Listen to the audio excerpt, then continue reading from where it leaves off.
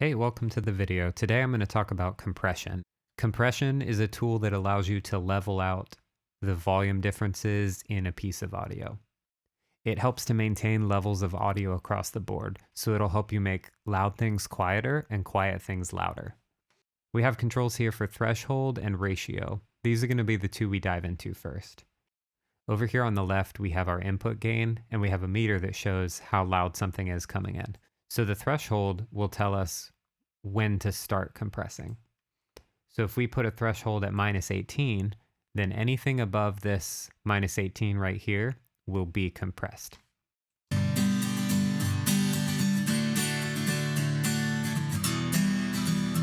So you can see whenever the audio passed above this -18, we started to have some compression happening here.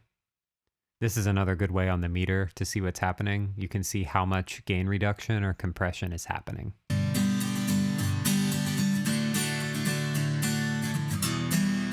So as I start to pull this threshold down more, it's lowering the point where the compression is occurring.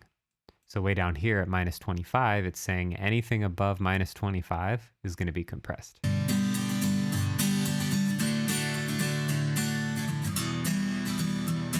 Here's an extreme example. And here's more natural. So the ratio is how much the signal is compressed once it passes over the threshold. So a low ratio like 2:1 is very gentle, and the more you pull the threshold down, it's not going to be as aggressive.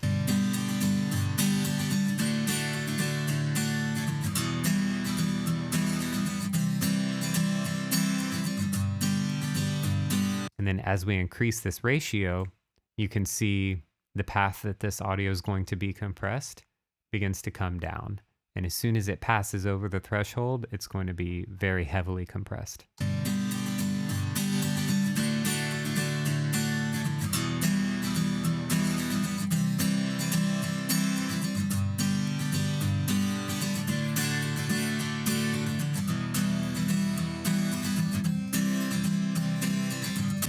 The best natural sound I've found is to start around 3 and then pull the threshold down until you're getting between 1 and 3 decibels of gain reduction.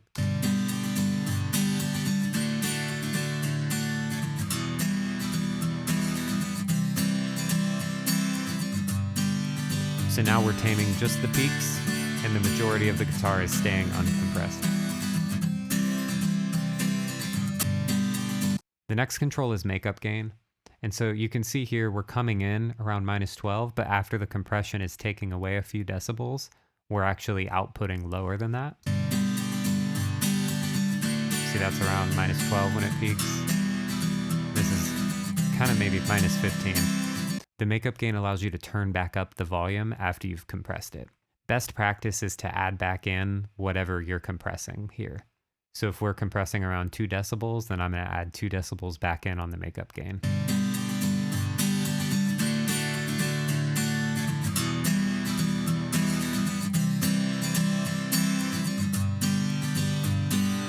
So this is a great easy way to level out dynamics across the board for your sounds, and it really helps control things so you don't have to ride the volume all the time.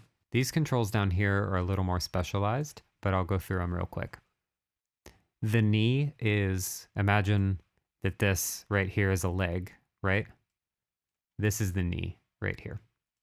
So it's essentially the pivot point where your threshold is. So a knee of 0 is a very hard change. But as you increase the knee, it's going to round that out. So as you approach the threshold, it'll actually start compressing and ease you into it.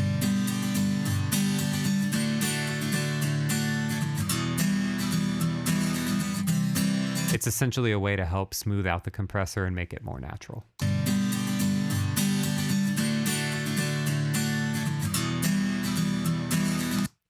The attack is how soon after the threshold is passed will the compressor actually engage. So a very fast attack will result in the compressor immediately engaging when the sound passes over the threshold.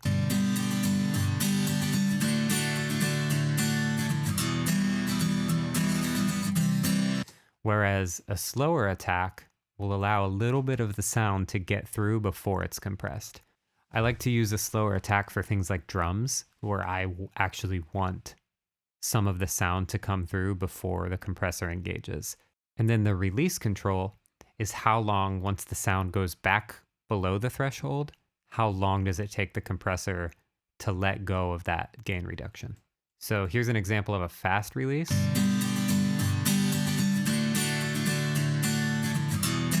See how the needle quickly bounces back to not compressing? And then on a slower release, the compressor will gradually reduce the gain reduction.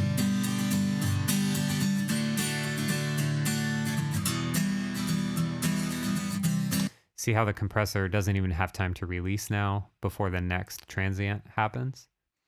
So those are things you can play with as you learn compressors to help dial in the sound and shape it a little better. I could talk for a long time about compression because it's a very in-depth subject, but hopefully that gives you a quick insight and gets you going quickly. Here's an example on the electric real quick.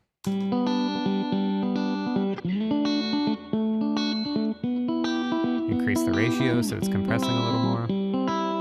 This guitar is very punchy and has a nice onset to it, so I want to preserve a little bit of that.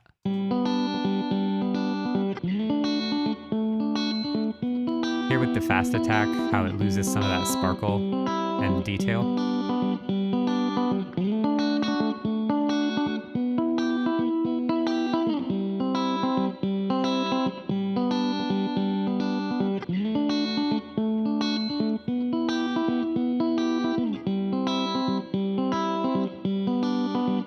And I like the fast release on this so that the compressor gets out of the way before the guitar hits its next note.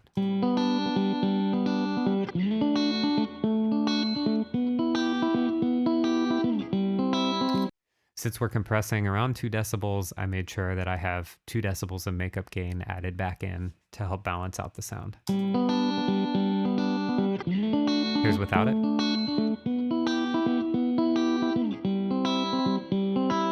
Here's with it.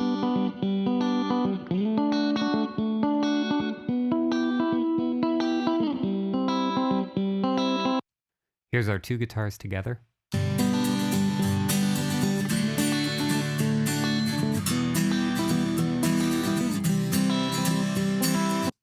Here's without the compression.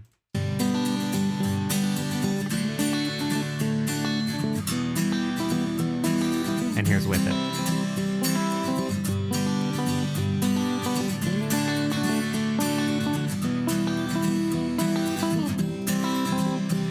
So as you can see, it's subtle, but it does help level out the volumes across the performance of these instruments. Thanks so much for watching. I hope that was helpful. Let me know in the comments if that cleared things up for you or if you need me to go into more detail later. Also, please be sure to like the video. It'll help other people find it and maybe help them. And make sure you subscribe so you can be notified when I release more tutorials.